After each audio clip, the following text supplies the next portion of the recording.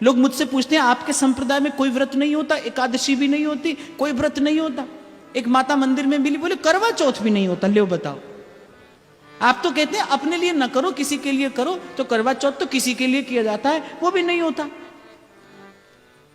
तो मैंने कहा माता जी आपके पति हैं इस समय आपके साथ? बोली हाँ है। मैंने कहा कहां है?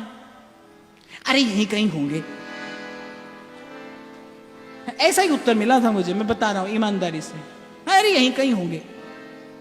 तो मैंने कहा आप चाहती हैं ये आपको 7 जन्म मिलते ही रहें?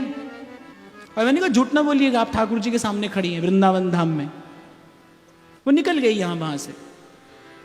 मैंने आवाज देकर कहा इसीलिए नहीं रखते हम ये व्रत। क्यों फंसना है संसार में? संसार का प्रत्येक व्रत तो संसार देने वाला है भाई। अगर व्रत लेना है ना जीवन में तो फिर एक लीजिए, बने तो रघुवर पे बने, बिगड़े तो भरपूर। जो रघुवर को ना रुचे, वावन में धूर, वावन में धूर। अपने प्रभु के अतिरिक्त आप किसी से नहीं लेंगे, ये व्रत लीजिए। एक शायर कहता है, जिंदगी दी है तो जीने का हुनर भी दे दे, गुफ्तगू दी है तो बातों में असर भी दे दे। मैं किसी और के हाथ से समंदर भी न लूं, एक कतरा भी समंदर है तू अगर दे दे, एक कतरा भी समंदर।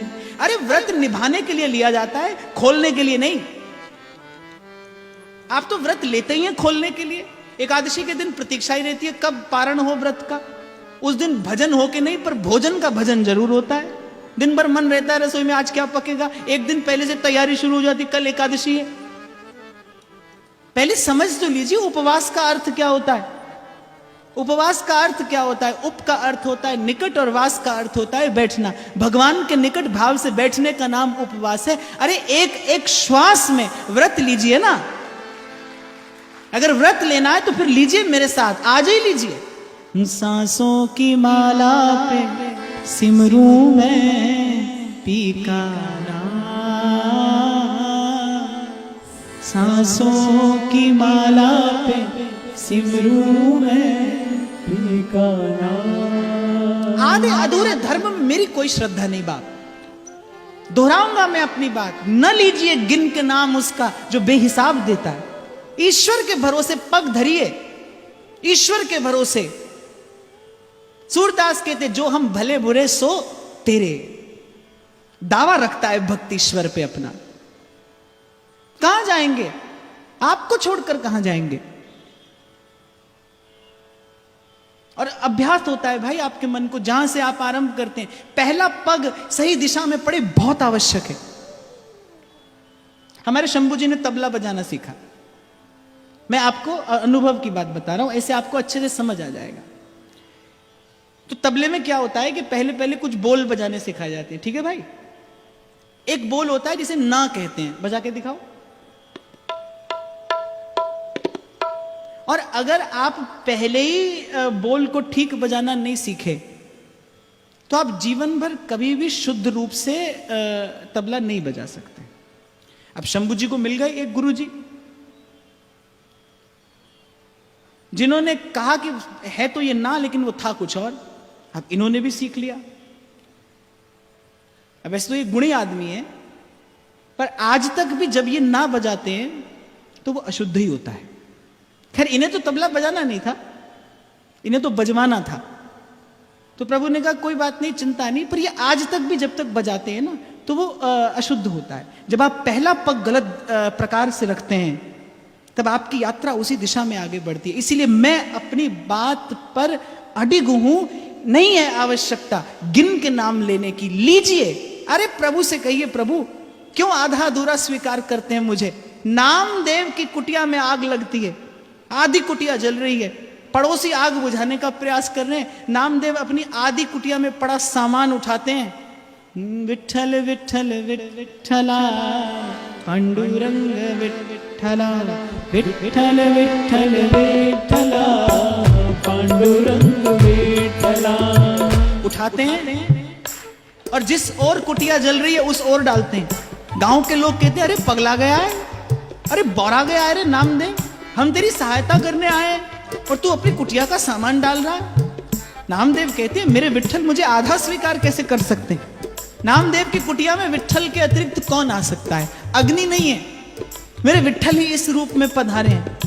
अरे कुत्ता आता है नामदेव की कुटिया में, नामदेव प्रभु को भोग लगाने के लिए अमनिया बना रहे हैं और कुत्ता रोटी उठाकर दौड़ता है, नामदेव पीछे पीछे दौड़ते हैं। नामदेव ने पकाई रोटी कुत्ते ने उठाई, पीछे घी का कटोरा लिए जा रहे। कैसे कैसे मुस्कुराते होंगे बैकुंठनाथ नामदेव को इस प्रकार कुकर के पीछे भागता देखकर, हाथ में घी का कटोरा। नामदेव ने पकाई रोटी कुत्ते ने उठाई, पीछे घी का कटोरा लिए जा रहे। बोले रूखी तो ना खाओ, थोड़ा घी तो लगाओ, रूप अपना क्यों मुझसे छिपा रहे। विठ्ठल विठ्ठल विठ्ठला पांडुरंग विठ्ठला, विठ्ठल विठ्ठल विठ्ठला पांडुरंग विठ्ठला। हे प्रभु आप मुझसे अपना स्वरूप छिपा नहीं सकते। नामदेव को भरोसा है कि नामदेव की कुटिया पे विठ्ठल के अतिरिक्त कोई नहीं आ सकता। अरे पहले ही जीवन बहुत उलझा है बाप, और मत उलझाइए इसे। भक्ति तो है जो आपको सरल करती है, जो जीवन का मार्ग सरल करती है, आप इसे और ना उलझाइए। आप गिनते रहेंगे माला जीवन भर।